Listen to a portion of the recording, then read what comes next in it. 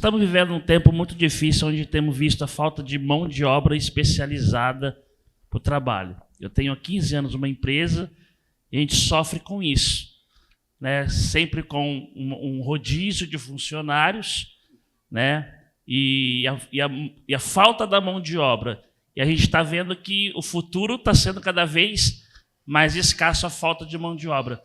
O que fazer para uma empresa crescer, tendo condições de crescer, mas não tendo pessoas para fazer ela crescer, mão de obra especializada?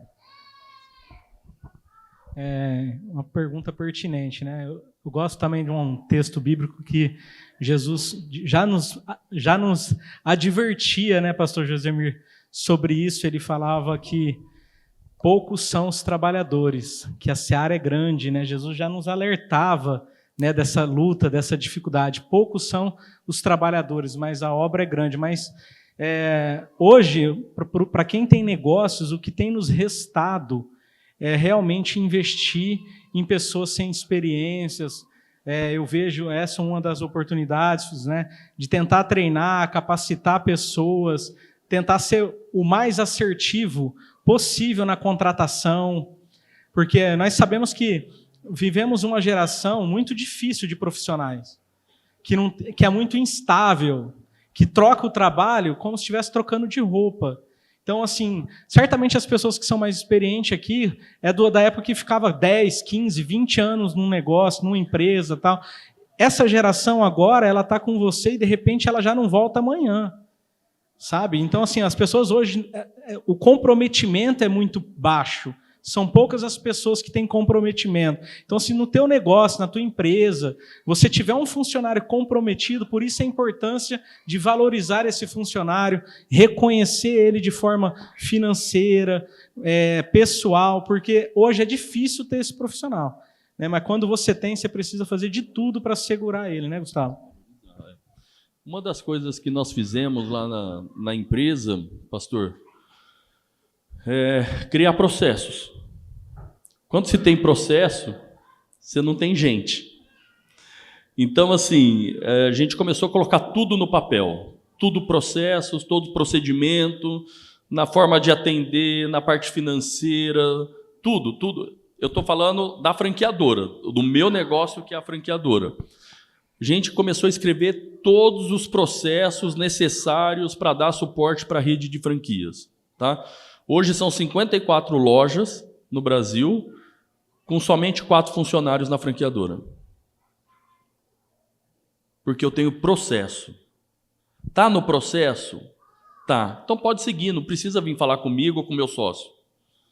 Você está seguindo o que está lá, a gente já aprovou, a gente já determinou que é desse jeito. Pode fazer, não tem problema nenhum. Não está no processo, não vai ser feito. Traz para uma reunião para a gente discutir e acertar isso. Agora, é o que o Wagner falou, a gente precisa de gente, né? Eu tenho um time que está com a gente lá relativamente novo, mas eu dou uma base para o Wagner também. Nós contratamos pessoas que não tinham a ver com franquia, né? A mais antiga que está com a gente é a única que veio do setor de franquias trabalhar com a gente. As demais pessoas a gente trouxe com experiência de trabalho, mas não necessariamente no setor de franquias, para que a gente pudesse moldar dentro daquilo que a gente escreveu com processos e procedimentos. Então, assim, começar do zero foi praticamente começar do zero, mas hoje a gente vê que a gente conseguiu acertar, né? Eu estou atendendo basicamente a mesma quantidade de franquias que eu tinha no passado, só que com 4 funcionários. Então, assim, eu aumentei o meu faturamento? Não, mas eu aumentei a minha margem, porque eu diminuí custo. Tá? Agora, sim, mão de obra, ela vai começar a aparecer de alguma forma, porque a tecnologia está aí, né? Eu não sei qual é a atividade de vocês, mas a tecnologia... Marcenaria. A tecnologia está aí. Com certeza, daqui a pouco você vai pôr uma peça na ponta de uma máquina e ela vai sair pronta lá do outro lado. Então, assim, os bons profissionais, eles também vão valorizar onde eles estão. porque vai começar a ter que se desenvolver, né? Conversando com o Leandro um pouco, eu tenho um primo que mexe com agricultura, está num outro patamar. Todo o equipamento dele de máquina é autônomo. Então ele fala que ele já não contrata mais tratorista, ele contrata engenheiro.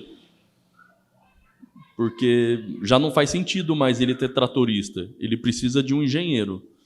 Então, acho que essas mudanças, tudo, esses desafios que nós, empreendedores, temos com mão de obra, eu vejo que o desenvolvimento de tecnologia, de informação, tudo, vai poder mudar um pouquinho essa regra de negócio.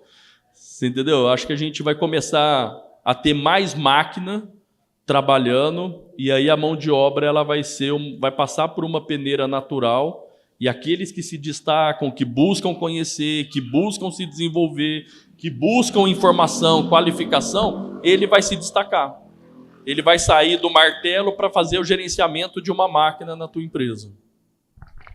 Achei interessante o que o Wagner falou, da questão dos funcionários, já foi falado aqui, na questão da valorização. Eu conheço um empresário que ele valoriza muito os funcionários, muito, muito. E os funcionários amam ele. Consequentemente, esse funcionário ele produz muito para ele. E, consequentemente, esse funcionário traz novos funcionários para trabalhar ali, porque ele fala bem da empresa pro amigo, né? E, às vezes, esse amigo estava trabalhando em outra empresa, não era muito valorizado, e esse conhecido, esse amigo, vem para cá, está precisando, e o próprio funcionário está trazendo um funcionário para a empresa. Tem uma grande empresa de ar-condicionado aqui em Rio Preto, que o proprietário lá, o empreendedor, ele investiu num programa de tratamento de droga para o funcionário. Falei, pô, mas isso você está investindo? Estou investindo para que ele se livre da droga. Mas qual droga? Não importa.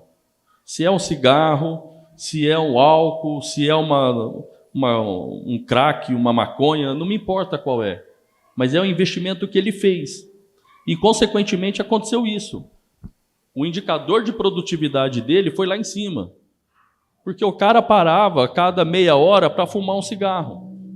Hoje ele não para mais para fumar o cigarro, porque ele já está livre do cigarro.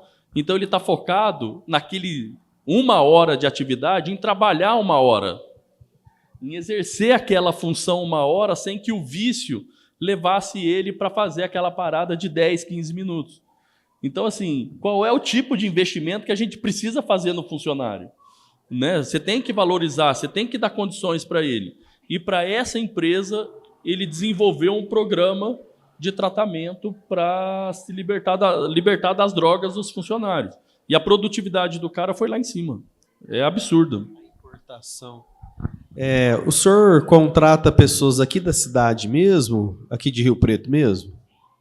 O senhor teve alguma experiência de contratar pessoas de cidade pequena ou não? Não foi boa?